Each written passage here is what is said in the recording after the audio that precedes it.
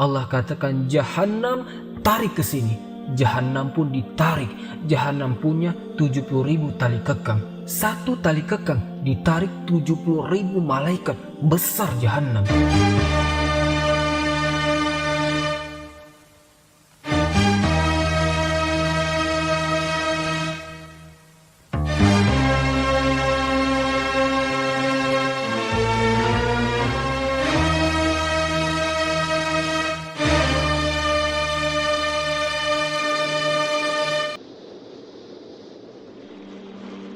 Bismillahirrahmanirrahim. Assalamualaikum warahmatullahi wabarakatuh.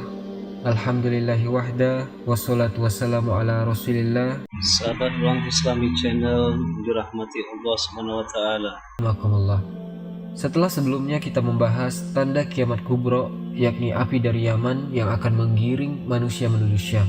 Maka ketika terjadi kiamat, penghancuran alam semesta, Allah Subhanahu wa taala membuka seluruh pintu langit. Wa futihatis sama fakanat abwaba. Pintu langit dibuka semua. Semua malaikat keluar dari langit-langit itu, karena langit akan digulung seperti kita menggulung kertas. Maka ketika betul-betul terjadi kiamat, Allah wafatkan seluruh para malaikat. Allah wafatkan semua jin, dan Allah wafatkan semua manusia. Tidak ada yang tersisa kecuali yang Allah Subhanahu wa taala izinkan untuk tidak dihancurkan pada hari kiamat. Seperti Arash, seperti kursi, seperti lauhil mahfudz, seperti ruh, seperti tulang ekor manusia tidak dihancurkan. Tapi selain itu dihancurkan semuanya. Berapa lama? Hadis Abu Hurairah radhiyallahu an mengatakan arba'un, 40, tanpa menyebut 40 tahun, 40 bulan, 40 hari. Intinya 40, kata Abu Hurairah, antara tiupan sangkakala pertama ke tiupan sangkakala kedua. Maka hancur semua alam semesta ini. Inilah yang disebut kiamatul kubro, kiamat besar. Semua hancur. Para malaikat juga sudah diwafatkan. Malaikat Jibril, Mikail, Israfil, bahkan Malakul Maut juga sudah mati. Sudah tidak ada makhluk yang berakal lagi. Bumi sudah hancur. Seluruh alam semesta sudah hancur. Apa yang terjadi? Allah Subhanahu wa taala berteriak, limanil mulku yaum, limanil mulku yaum. Kalian sudah tahu siapa yang berkuasa di alam semesta ini? Tidak ada yang menjawab. Tidak ada malaikat, tidak ada jin, tidak ada manusia. Semua mati. Maka Allah jawab sendiri, lillahil wahidil qahhar. Alam semesta ini pemiliknya hanya Zat yang Maha Satu, yang Maha Perkasa, Allahu Azza wa Jalla. Itulah yang difirmankan dalam surah Al-Fatihah, Maliki Yaumiddin. Itu makna Maliki Yaumiddin, Raja pada hari pembalasan. Maka setelah kemudian Allah Subhanahu wa taala atur kembali alam semesta untuk menjadi alam akhirat. Maka bumi yang kita pijak hari ini, Allah katakan yauma tubaddalul ardu ghairul ard. Pada hari di mana bumi Allah hancurkan, kemudian Allah gantikan dengan bumi yang baru. Kata para ulama, bumi ini hilang, datang bumi baru? Tidak. Bumi yang kita pijak ini, bumi pula di padang mahsyar. Cuma bentuknya dirubah.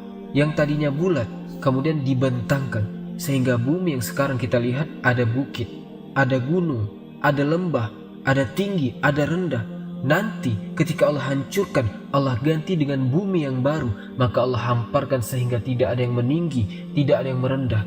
Tidak ada bukit, tidak ada lembah, tidak ada bangunan, tidak ada hutan, tidak ada gunung, rata semuanya. Kenapa Allah ratakan? Wa izal ardu muddat.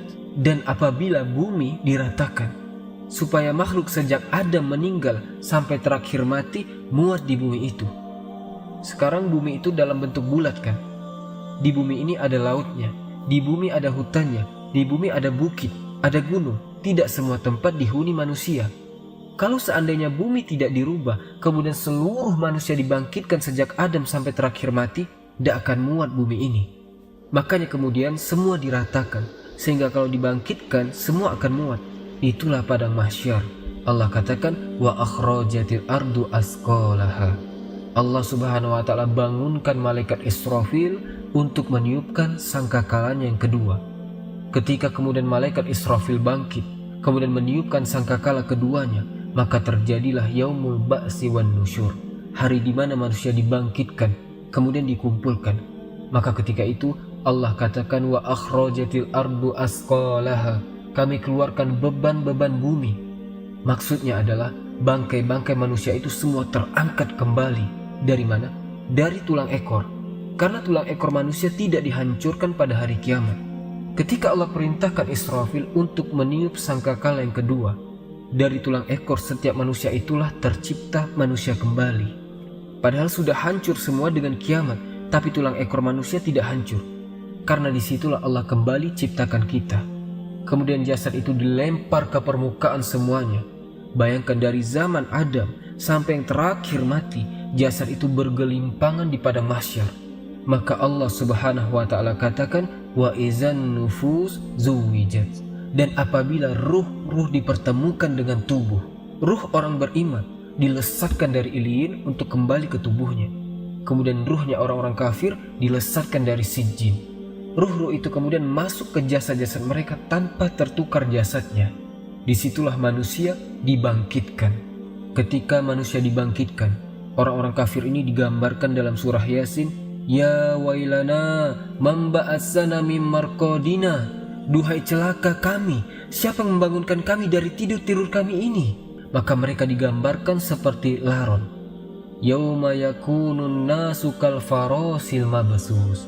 Pada hari itu manusia seperti laron yang berterbangan. Laron ini kalau ada lampu maka dia akan mengejar lampu.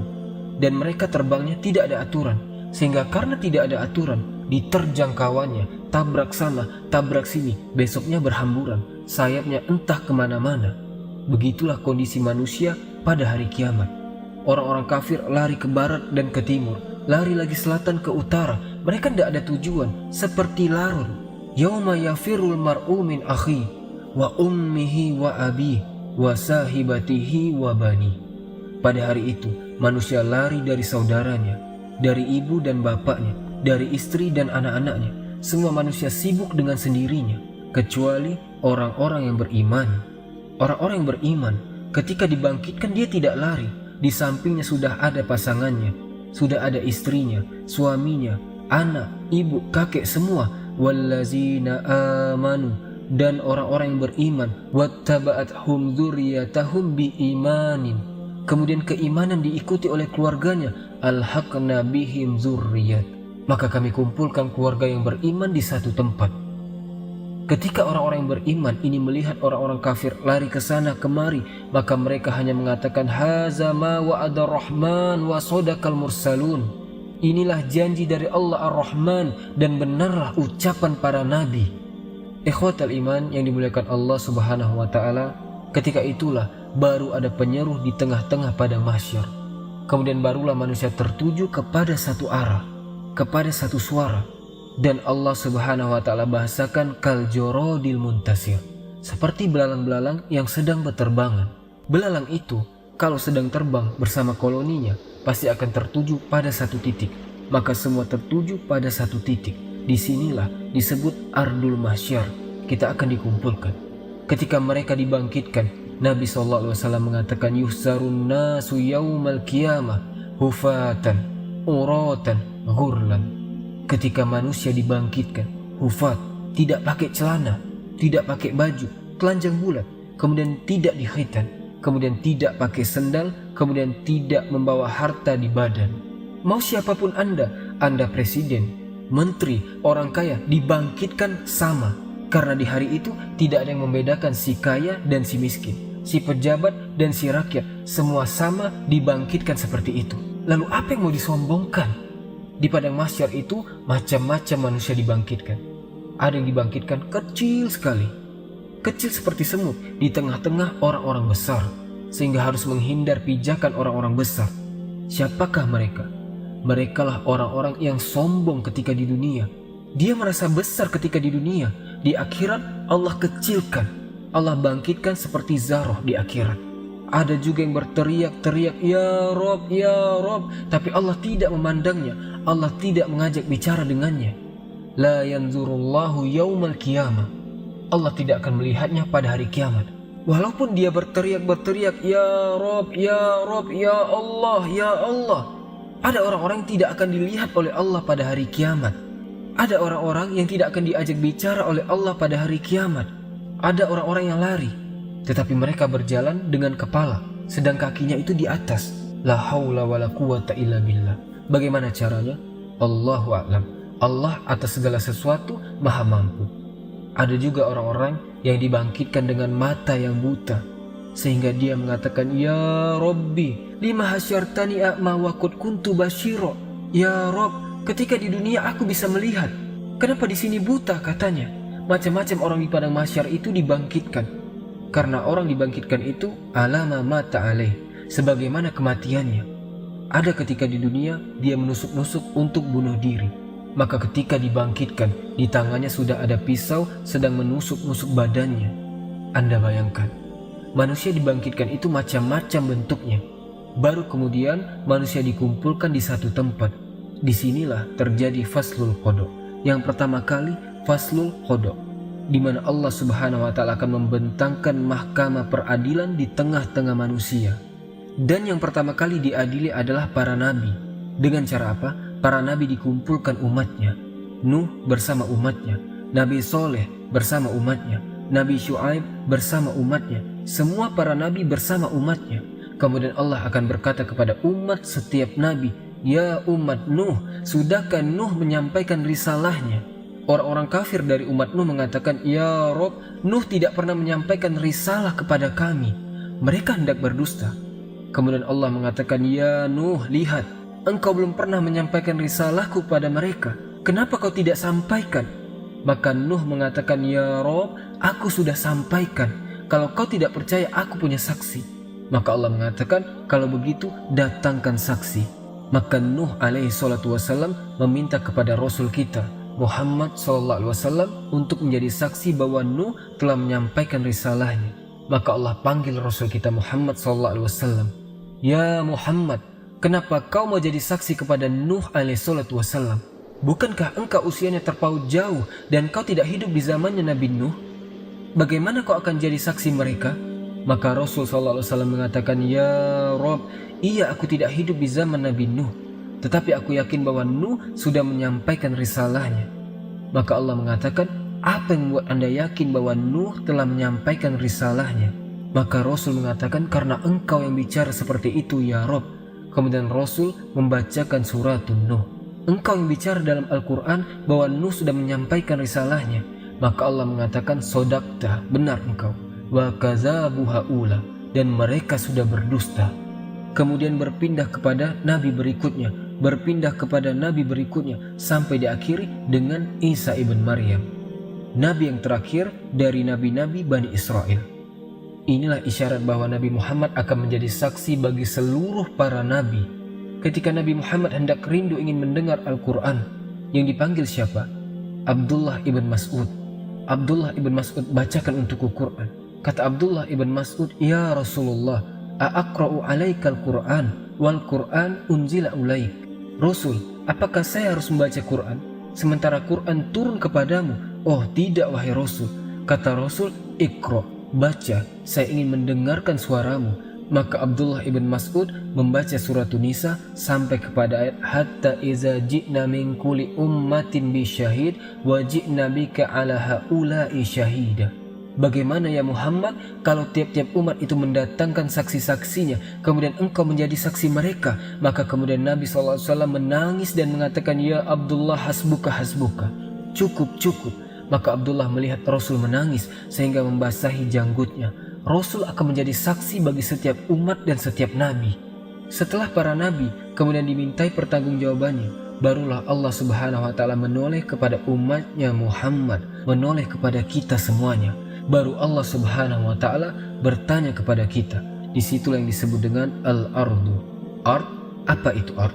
Allah Subhanahu wa taala akan tampakkan kepada kita perbuatan kita di bumi. Allah tampakkan di akhirat. Kemudian Allah Subhanahu wa taala memberikan catatan kepada setiap hamba. Kalau Allah mengatakan Iqra kitabah, baca bukumu, maka dia pun membaca apa yang sudah dia lakukan. Ingat kekhususan hari kiamat, di mana Allah berikan memori hafalan manusia dikembalikan.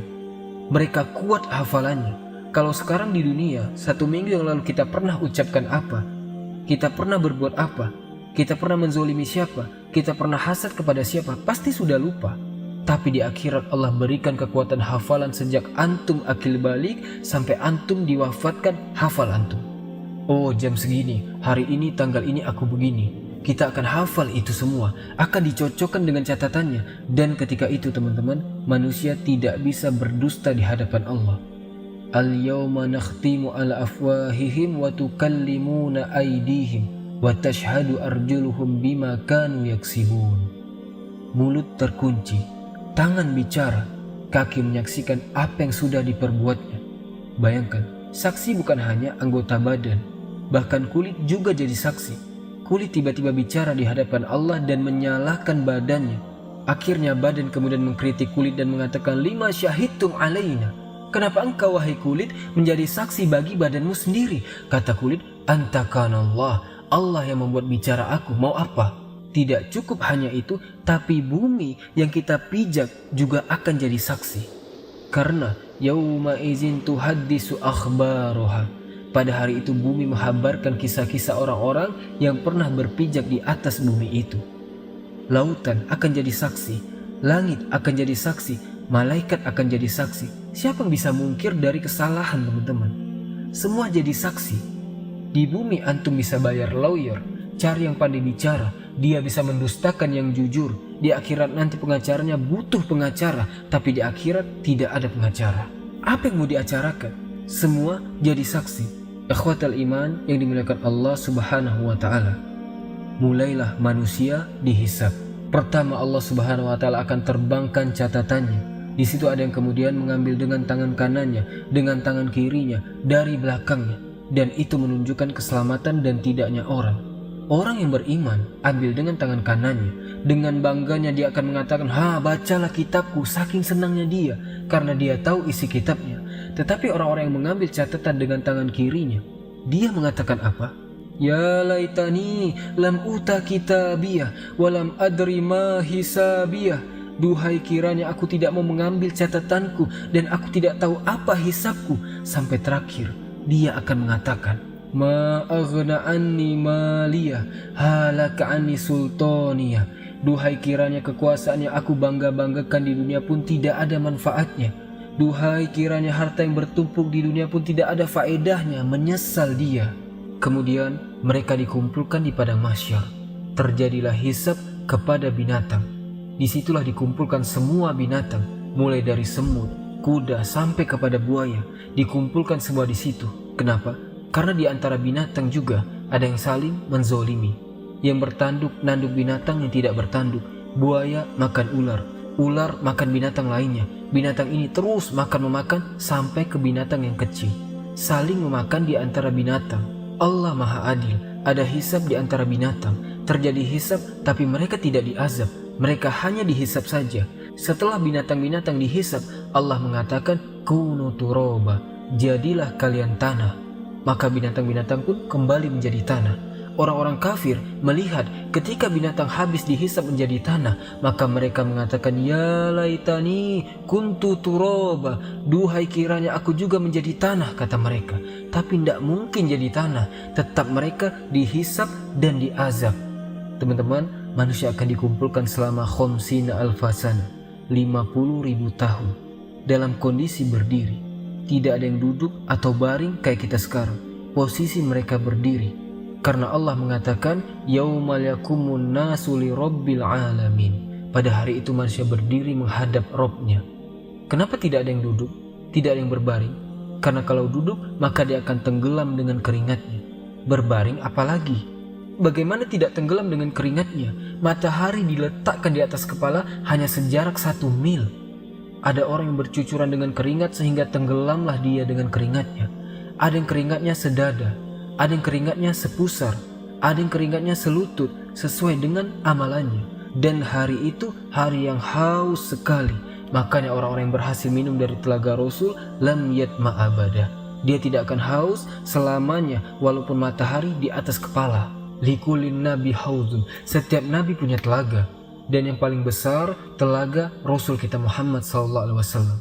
Jumlah gelasnya sejumlah bintang yang ada di langit. Warna telaganya lebih putih dibandingkan air susu. Rasanya lebih manis dibandingkan madu. Siapa yang minum tidak akan haus selamanya. Adakah dari umat Rasul yang tidak akan minum? Ada. Ketika ada orang-orang yang mendekati telaga Rasul di padang mahsyar itu, tiba-tiba dihalau para malaikat.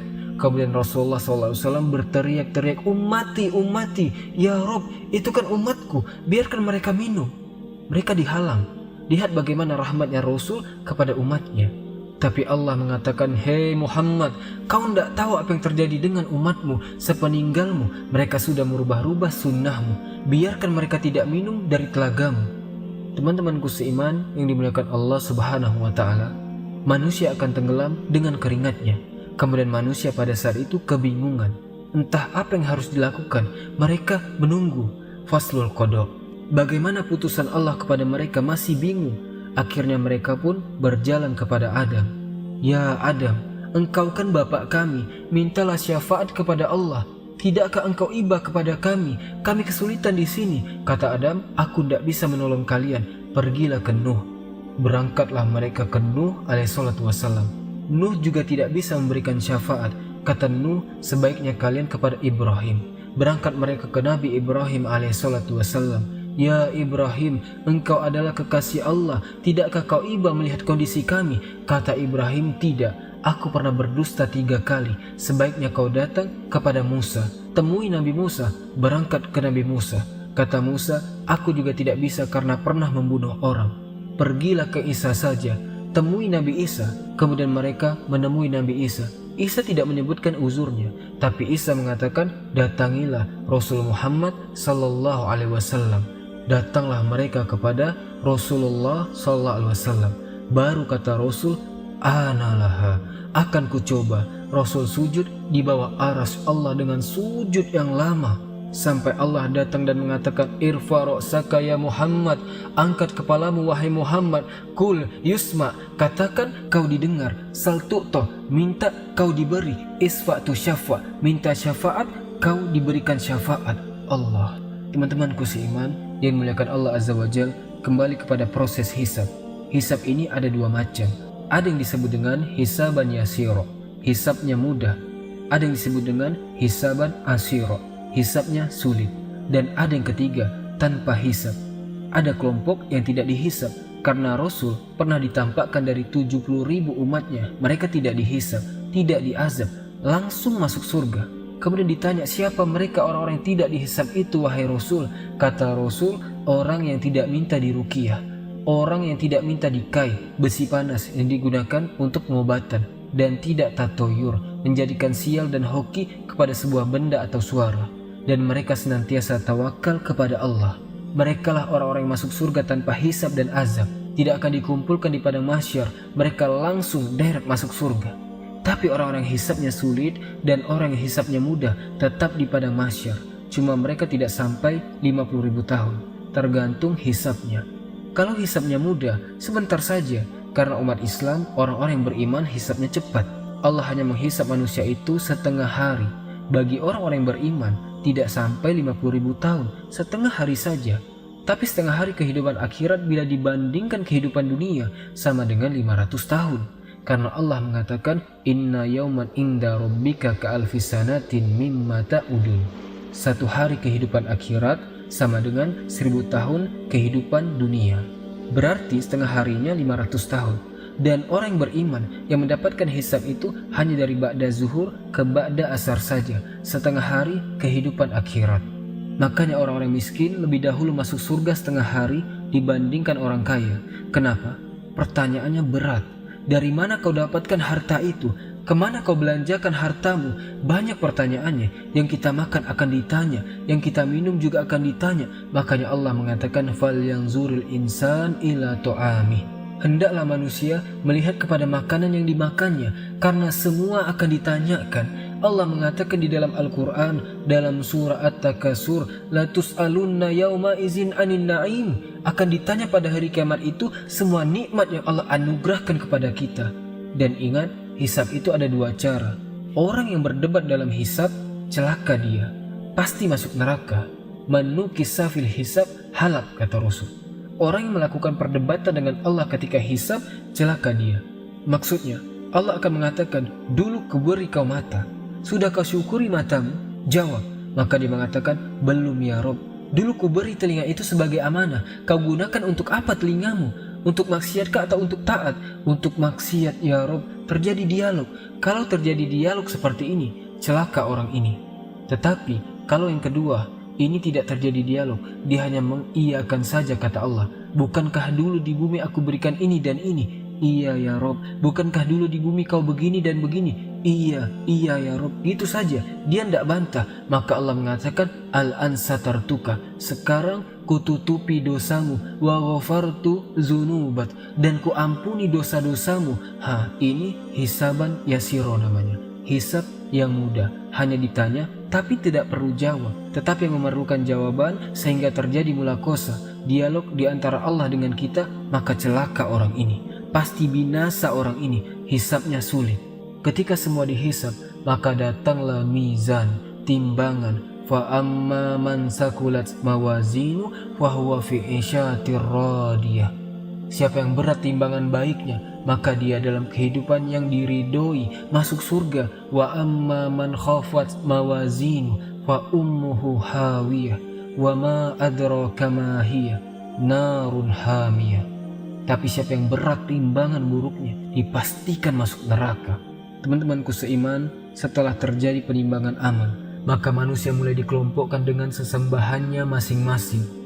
Nyembah apa antum di bumi? Nyembah pohon, bersama pohon itu. Nyembah gajah, maka bersama gajah itu. Nyembah batu, maka bersama batu itu. Semua orang dikumpulkan dengan sesembahannya. Dan ketika orang-orang kafir, orang munafik, orang yang beriman sudah terkelompok-kelompok, maka Allah katakan, wasiyaqal ladzina kafaru ila jahannama zumaro. Giring orang-orang kafir itu, bawa mereka ke neraka jahannam. Jadi orang-orang kafir itu berombong-rombongan dimasukkan ke neraka. Mereka tidak akan sempat meniti sirotol mustaqim. Padahal Allah mengatakan, wa in kuntum illa wariduha. Kalian pasti akan melewatinya. Tapi orang kafir langsung masuk neraka. Tidak ada melintasi sirotol mustaqim. Ketika orang-orang musyrik, orang kafir, Allah sudah masukkan ke neraka. Tinggal mukmin dan munafik. Di sini Allah Subhanahu wa taala bagikan cahaya. Setiap orang dapat cahaya. Cahaya itulah bekal kita meniti titian mustaqim. Karena sirat itu gelap, neraka jahanam itu gelap. Karena titian itu terbentang di neraka jahanam. Karena Allah Subhanahu wa taala mengatakan, wa jaa rabbuka wal malaku soffan soffan wa ji'a yauma izin bi jahannam yauma izin yatazakkaru insan wa anna lahu dzikra. Ketika Allah datang menemui makhluknya di padang mahsyar, malaikat bersaf-saf, berbaris-baris. Allah katakan, Jahannam tarik ke sini. Jahannam pun ditarik. Jahannam punya 70.000 tali kekang. Satu tali kekang ditarik 70.000 malaikat. Besar Jahannam. Kemudian Jahannam dihadapkan ke hadapan manusia. Kemudian Allah bentangkan di situ sirotol mustaqim, jisrun, jembatan yang terbentang di antara neraka Jahannam. Jembatan itu halus. Lebih halus dibandingkan rambut, lebih tajam dibandingkan pedang. Bahkan jembatan itu akan berlenggak-lenggok, dia bergerak, dia tidak diam, dan jembatan itu licin. Hanya orang-orang yang ditakdirkan bisa melintasi titian itu. Dan yang pertama meniti jembatan itu adalah Nabi SAW. Ketika Nabi SAW sudah meniti sirat, maka Nabi akan berdiri di ujung titian di situ, di kontorah. Setiap ada umatnya lewat, Rasul mengatakan, Ya Rabbi salim salim, Ya Rabbi salim salim, Ya Rabb selamatkan selamatkan selamatkan. Saking kasihannya Nabi dengan kita. Ada yang melewati titian sirat, itu seperti kilat, udah sampai di sana. Ada yang seperti angin, sudah di sana. Ada yang seperti kuda balap, tiba-tiba sudah di sana. Ada yang seperti lari kencang. Ada yang merangkak-rangkak, ada yang terkena kalalik, ada yang kemudian jatuh berdiri. Ada yang kemudian nyemplung ke neraka jahanam. Ada yang kemudian baru melangkahkan kaki langsung jatuh ke neraka jahanam. Kata Rasul ketika duduk bersama para sahabatnya, ada semacam bunyi besar, duar. Kata Rasul mengatakan, tahukah kalian itu suara apa? Sahabat mengatakan, kami tidak tahu wahai Rasul. Kata Rasul, itu adalah batu sebesar unta 70.000 tahun yang silam jatuh dari titian dan baru sampai sekarang di inti neraka jahanam. Artinya, kalau orang jatuh dari titian sampai neraka jahanam itu 70.000 tahun baru sampai di dasar jahanam, na'udzubillah. Teman-temanku seiman, maka satu persatu orang-orang beriman diberikan cahaya, orang munafik diberikan cahaya, kadang padam, kadang terang, kadang padam, kadang terang. Ketika berjalan mereka mengatakan, naktabis min nurikum, hai orang beriman, tunggu dulu, aku ikut cahayamu. Kata orang beriman, ambil lagi saja kau cahaya yang di belakang. Di dunia memang orang munafik bisa menipu orang-orang beriman, tapi di titian Shirathul Mustaqim, orang yang beriman tidak mungkin ditipu lagi. Teman-temanku seiman, ketika semua terseberangi semuanya, sampailah mereka di sebuah tempat namanya Qontoroh. Qontoroh itu depannya pintu surga. Apa sampai di sini keletihan orang yang beriman? Tidak. Di sini ada kisos. Di sinilah Nabi SAW mengatakan kepada sahabat, tahukah kamu siapa yang bangkrut dari umat ini? Kata sahabat, orang yang bangkrut adalah orang yang bangkrut usahanya. Kata Rasul, bukan itu. Orang yang bangkrut adalah orang yang datang pada hari kiamat membawa pahala sholat, pahala zakat, pahala sedekah, pahala ini dan itu.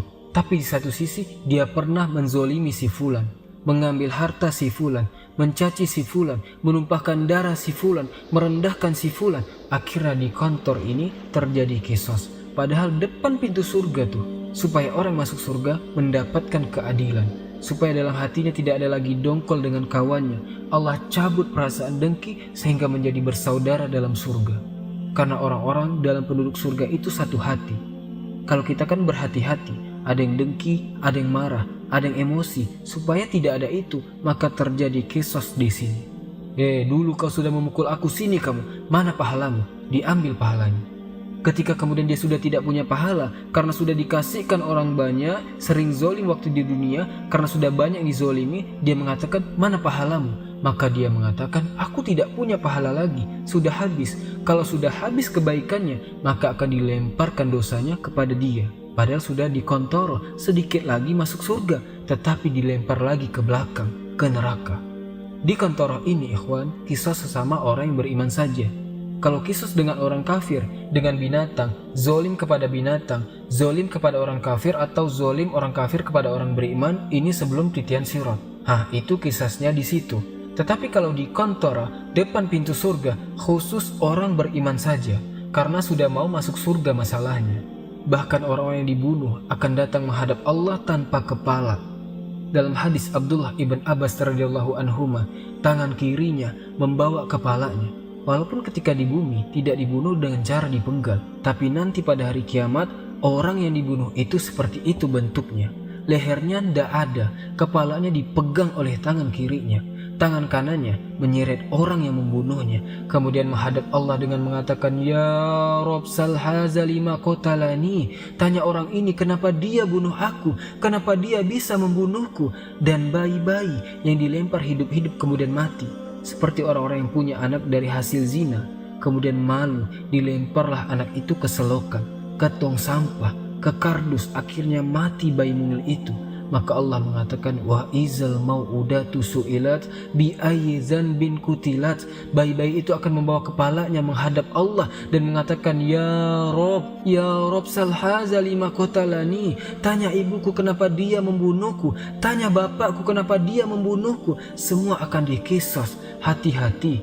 Tapi kalau sudah tidak ada kisas lagi, baik di antara orang yang kafir dengan orang yang beriman, atau sebaliknya, manusia dengan binatang atau sebaliknya, kemudian kisos terjadi antara orang yang beriman dan sudah selesai, maka manusia berjubel di pintu surga.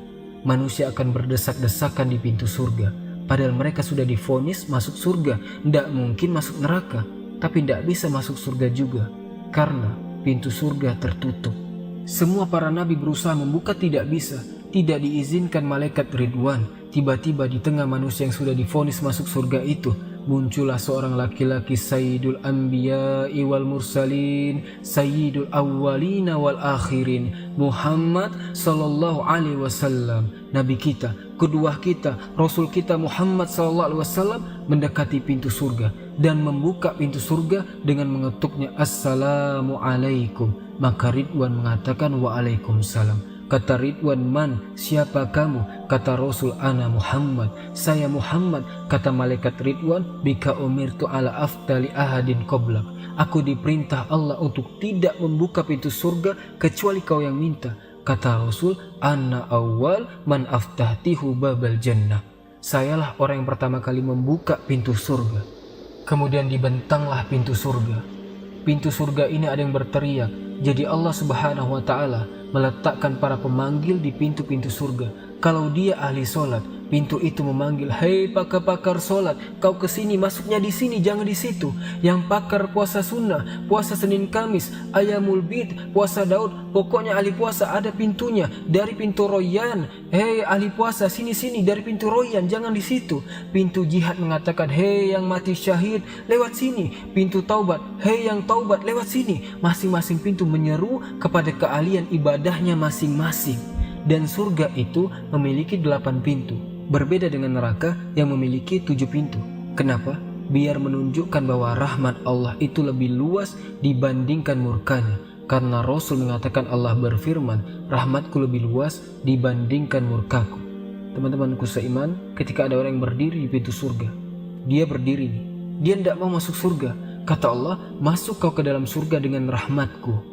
Orang ini mengatakan, "Ya Rob, tidak, saya tidak mau masuk surga dengan rahmatmu ya Rob. Kalau masuk surga dengan rahmatmu, itu bagi orang yang melakukan dosa, kemudian bertaubat, kau kasih sayangi dia, akhirnya kau katakan masuk surga dengan rahmatmu. Aku ini tidak pernah berbuat dosa selama di dunia, aku ingin masuk surga dengan amalanku." Wah, dia merasa bangga dengan amalannya. "Karena aku tidak pernah berbuat dosa, masukkan aku dengan amalanku," katanya.